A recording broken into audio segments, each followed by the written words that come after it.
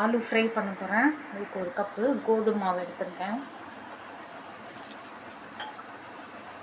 1/4 cup ரவை, தேவையான உப்பு, பெருங்காயம் கொஞ்சம், வெள்ளை எள்ளு கொஞ்சம், ஓமம்.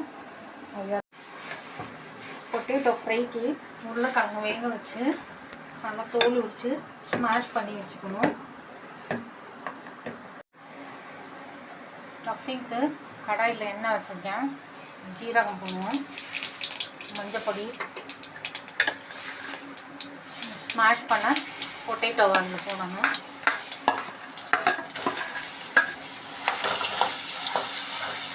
அரை ஸ்பூன் தனியா பொடி, 1 ஸ்பூன் மிளகாய் பொடி, பொட்டேட்டோக்கு தேவையான சால்ட்டு, இது நல்லா மிக்ஸ் பண்ணணும். 1 ஸ்பூன் கார்ன்ஃப்ளவர் பைண்டிங்காக, அதையும் போட்டு நல்லா மிக்ஸ் பண்ணணும்.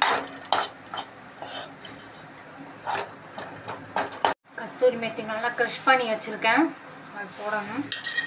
கொத்தமல்லியும் போட்டு ஸ்டவ் ஆஃப் பண்ணிக்கலாம். ஆறுனோன்னு ஸ்டாப் பண்ண வேண்டியது. மாவு இந்த மாதிரி பிசைஞ்சுக்கணும். இது வந்து 2 பாலாக உருட்டிக்கலாம், பெரிய பாலாக.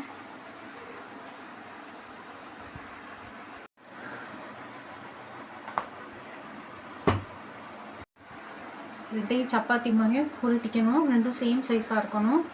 இந்த பொட்டேட்டோ இதை நல்லா இதில் ஸ்ப்ரெட் பண்ணிடுங்க ஃபுல்லாக.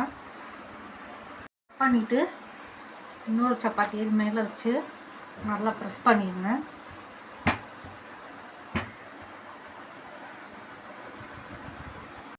லைட்டாக கையில் தண்ணி அப்ளை பண்ணிவிட்டு அந்த மாதிரி மேலே இது பண்ணிவிட்டு வெள்ளை எண்ணெய் மேலே நல்லா தூவிடுங்க.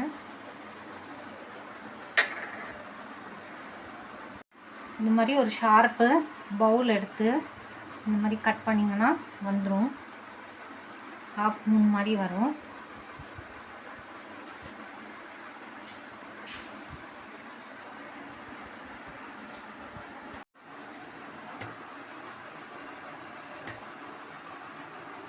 எண்ணெய் காஞ்சிடுச்சு, ஒன்றா போட்டு ஃப்ரை பண்ணுவோம். இந்த மாதிரி ஷேப்பெல்லாம் கொடுத்தா பசங்களுக்கு பிடிக்கும், விரும்பி சாப்பிடுவாங்க.